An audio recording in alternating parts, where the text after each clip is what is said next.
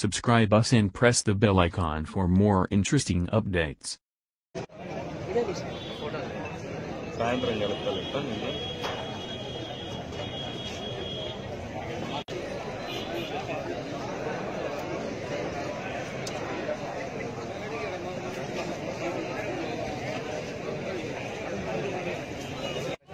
ఖచ్చితంగా కొడతాను తోట ఖచ్చితంగా ఈ రోజు ఇప్పుడు ఆయన తోట ఒకటి కాల్చినారని చెప్పేసి వస్తుంది.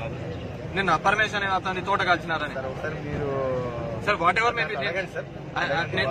నేను దాని మీద నేను జడ్జ్మెంట్ రాలేదు, చెప్తున్నారని మాత్రమే చెప్తున్నాను సార్. I find out. కానీ నట్టు రోడ్ లో మెయిన్ రోడ్ మీద ఉన్న అంబులెన్స్ ఎంత ధైర్యం ఉంటే వాడు వచ్చి కాల్చిపోతారు ఎవరైనా కావచ్చు.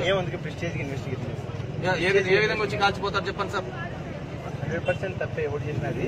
అసలు 10 మంది ప్రాణాలు కాపాడాల్సిన అంబులెన్స్ ని వీళ్ళు కాల్చడం అంటే ఇంతకంటే దరిద్రం ఏమైనా ఉంటుంది సార్ దేశంలో ఎక్కడైనా సరే. అనేది మేము ప్రెస్టేజ్ కింద తీసుకొని చేస్తున్నాం. ఇది complaint sir. They have given the complaint. ఎట్లా చేస్తారు సార్? వాడు యాడైనా ఉండని.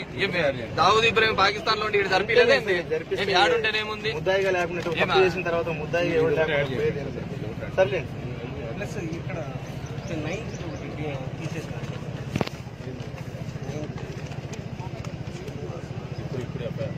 జీవన్ ప్రదీప్ అనే అబ్బాయిని తీసేసాం. 8 మంది 9th నేమ్ లేదు. సంతకం పెట్టించినది ప్రాణం. ఇది నువ్వు సంతకం పెట్టించినది ప్రాణం. ఈ రేవణ్ను టైప్ చేయడంలో పొరపాటు జరిగినప్పటికీ ఇది మెమో వేసుకొని టెక్నికల్ మిస్టేక్స్ తో 9వ పేరు రాలేదని కావాలని జరిగింది. సరే అదేదో వాళ్ళు డిసైడ్ చేస్తారు. ఇది ప్రాణం. ఇది కూడా యాడ్ చేస్తాను. రైట్ చేస్తాను.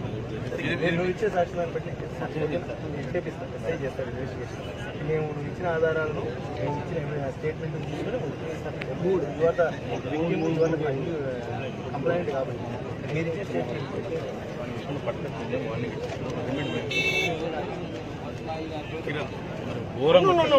నేను నువ్వేమంటున్నావు ఇప్పుడే 2వ పదం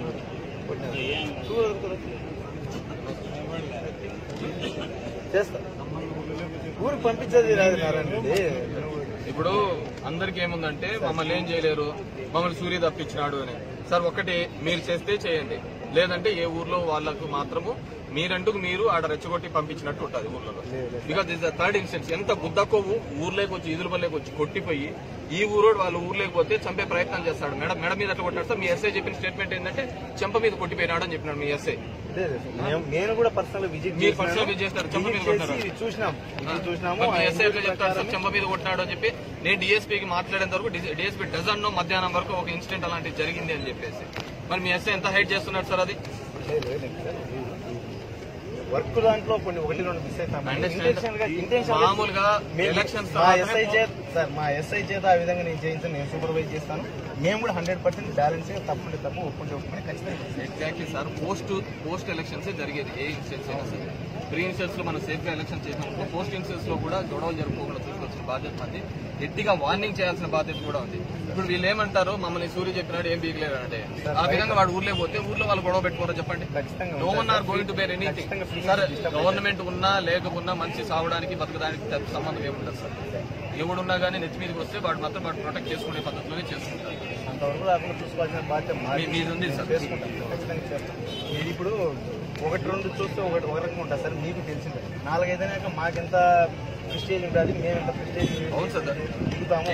ఎగ్జాక్ట్లీ. ఏమంటే ప్రతిసారి ఎవిడెన్స్ కొంచెం కలెక్ట్ చేసుకొని టచ్ చేయాల్సిన పరిస్థితులు ఉంటాయి కాబట్టి కొంచెం ఎవిడెన్స్ కలెక్ట్ చేసుకుని కొంచెం టైం నేను 10 మంది అంబులెన్స్ అదంతా మనసు ప్రకారం మానవతంగా చచ్చి అని అంట సార్. నేను కూడా అంతకంటే నీచమైన పని అంబులెన్స్ మనసు పరంగా ఆలోచిస్తే ఇంకా being a police officer case investigation చేస్తాం.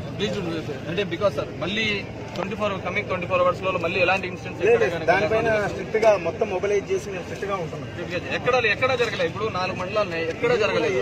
వాళ్ళు ఇట్లా అన్నాడు వీళ్ళు ఎట్లా అన్నాడు రాని అన్నాడు అంత క్వశ్చనే లేదు. అట్లా ఈయన వస్తే ఏ నా కొడుకునే సరే ఎంత దూరమైన ప్లీజ్ బి టఫ్ సార్. ఎందుకంటే ఏ మండలంలో జరగలేదు, ఓన్లీ ఈ మండలంలోనే జరుగుతుంది. సైడ్ అండి మీరు సైడ్ సైడ్